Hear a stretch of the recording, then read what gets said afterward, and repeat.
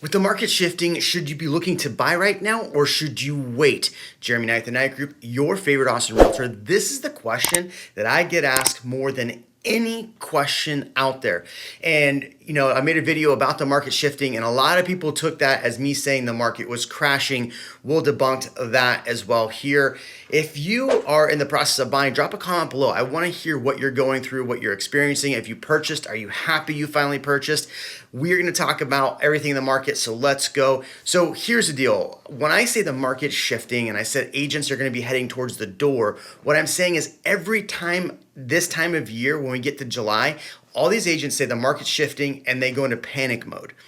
The reality is, and many of these videos I've said, is that it's usually better for buyers and more buyer friendly once we hit July through about October into early November. November is one of those just times where things kind of are interesting. So as I've said earlier in earlier videos, we started the year with like 0.3 month inventory.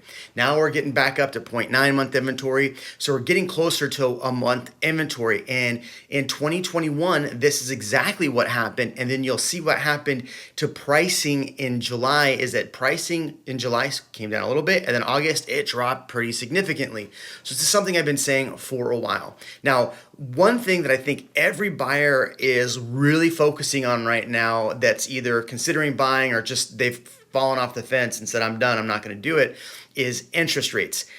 I am literally purchasing two properties right now. One is a personal property for myself. I have a whole video talking about why I'm leaving Austin. And my second is an investment property that I had to lock in months ago, and hopefully I can actually close and get that rate that I got. Now, when I say the market's shifting into not being a full seller's market anymore, means that buyers now have leverage. Not the leverage they had before. For the last literally 2 years, from pretty much June 2020 till pretty much last month, it has been crazy over list price offers and extremely difficult for a buyer. But remember, I told people last year, August, September, October is the months you really should be buying. And the people that listen to me, well, guess what? Prices are $100,000 higher right now than they were. So one of the questions around, is it a good time to buy, is the fact that we are potentially facing a recession here in the US.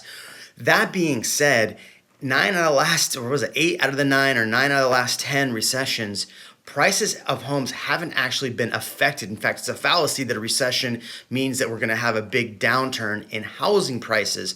Now, again, prices are not as affordable today as they once were, and inflation is very high.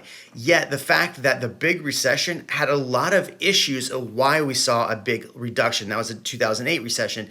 And why we saw all of these issues is there was a ton of foreclosures. We do not have those same foreclosure rates. In fact, the foreclosure rates are extremely low. Second point, we're at 2.6% unemployment in the Austin area right now. That is extremely low. In the US, it's like 3.5% or something like that. So we are at still very low unemployment rate, well below we were in the pandemic, well below where we were back in '08. And now we're seeing, some flexibility for buyers to purchase homes. Now you're going to say to me, but Jeremy, a lot of mortgage professionals have lost their jobs.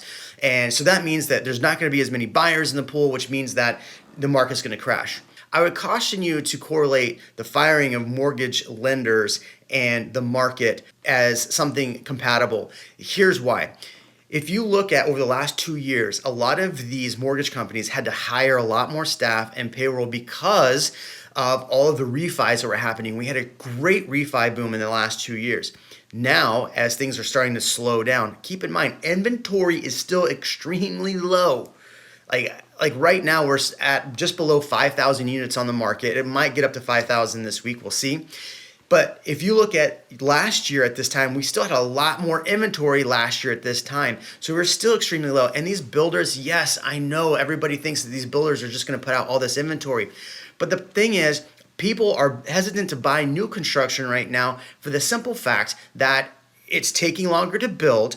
There's a lot of facts that are not even simple anymore, but they don't know what their rate's going to be by the time they actually close. So that's a hesitation. So these builders are absolutely having to adjust. The good thing for the builders is all their lumber packages are now getting lower because lumber futures are now coming down. They're about 650 where they were not too long ago, over $1,400 a cubic linear foot, however you want to call that. And one thing that I just think is really interesting too for a lot of consumers is that everyone is saying, or I'm hearing this big sentiment that BlackRock is buying up all the properties, causing prices to be higher and all this interesting stuff.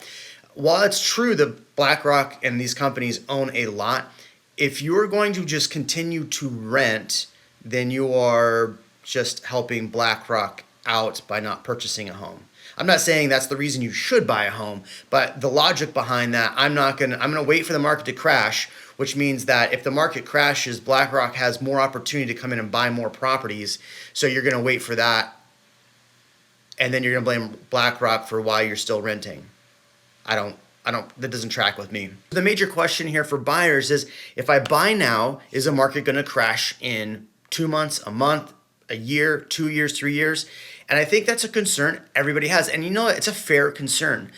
What I would say to anyone that's looking at buying right now, pretty much once we get into July, so we're in June right now, once we get into July, you're gonna start seeing things slow down even more.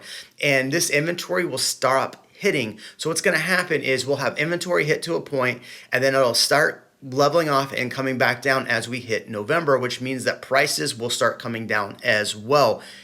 It's a season. It happens every year. So the reality is that if you're going to buy and hold for 2 years and you're just going to focus on making money in 2 years, I highly recommend you don't buy a home right now. Oh my God, a realtor telling you not to buy a home. A lot of people over the last 2 years have been beneficiaries over this crazy market. I've helped a lot of clients who've actually sellers who just purchased a home, lived in it for a few months, and now are selling and moving back somewhere because they have so much equity. And I don't blame them. Taking equity for something you purchased and sat in for a couple of years is fantastic. Now, if you're going to be buying, why I think this is still a fantastic time to buy. Oh my God, a realtor, of course they're going to tell you to buy. Look, if you have a need to buy a home and you are looking to buy a home, yes, it is a much better time to buy right now going through October into November. Again, November. Yet we're still seeing a fair amount of multiple offers that will definitely cool off soon. The thing that's really interesting and what people just don't know what's going to happen is with rates. We're all assuming they're going to go up. Now, we've seen them come up a little bit, come back down a little bit. Are they going to come down even further? Sarah's been on the channel, and Sarah has said that she thinks that they may come down even further towards the end of the year. But now she's kind of adjusting that based on we might have like 5 or 6 more price increases. So if you're looking to wait and buy further down the road, we don't know where interest rates may be. So that's like kind of the one caveat. If you wait, do interest rates go lower? And I think that's what people are looking for. But if you're looking at new construction right now, one of the questions on the live stream last week was, would you buy new construction right now or resale in this market? And my answer was basically, I would probably buy resale. And here's the reason why. And actually, that's what I'm buying right now. I'm buying a resale home in. Did I give that information out? I don't know if I could say that. And the reason why I think that buying resale is still a good idea right now is the fact that you know what your interest rate is right now. You don't have to wait for that home. You can lock in now. It's a little tricky trying to lock in with some of these builders. Now, builders are putting in incentives into their contracts where the rate will become lower, but you're still gonna have to pay points and things like that. So it's not as easy and as low as some people think it will be. So what I think it's really important is that if you're gonna look at either resale or new build, make sure you understand the rate. That's number one. Number two, make sure you're gonna live in there more than 2 years. Because let's say the market does come down in the next 2-3 years. If you're holding 4 or 5 plus years, you're still gonna have decent equity.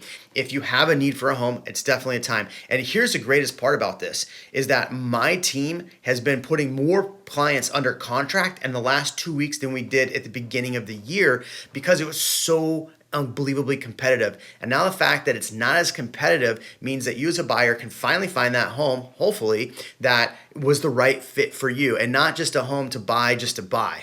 So there you go, Jeremy Knight, the Night Group. What do you think?